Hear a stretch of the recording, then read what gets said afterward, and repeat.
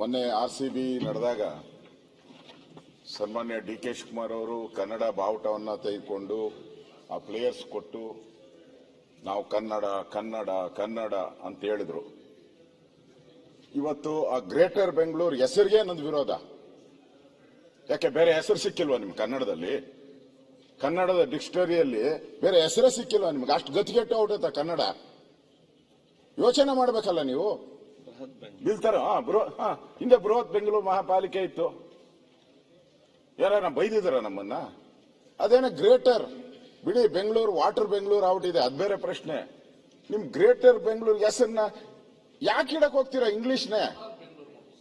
ಮಹಾನ್ ಬೆಂಗಳೂರು, ಮಹಾ ಮುಂಬೈ ಮಾಡಿದಾರಲ್ಲ. ಅಲ್ಲ ನೀವು ಇಲ್ಲಿ ಕೂತ್ಕೊಂಡು ನಮ್ಗಿಂತ ಸ್ವಚ್ಛವಾಗಿ ಕನ್ನಡ ಮಾತಾಡ್ತಾ ಇದ್ದೀರಾ.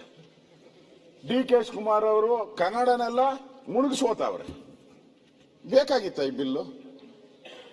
ನೋಡಿ, ಇದು ಅವರು ಆ ಗ್ರೇಟರ್ ಅನ್ನೋದನ್ನೇ ತೆಗೆದಾಕ್ಲಿ. ಬೇರೆ ಕನ್ನಡ ನಿಮ್ಗೆ ಗೊತ್ತಿಲ್ಲ ಅಂದ್ರೆ ನೀವು ಗವರ್ಮೆಂಟ್ ಸ್ಕೂಲ್ ತಾನೇ ಓದಿರೋದು.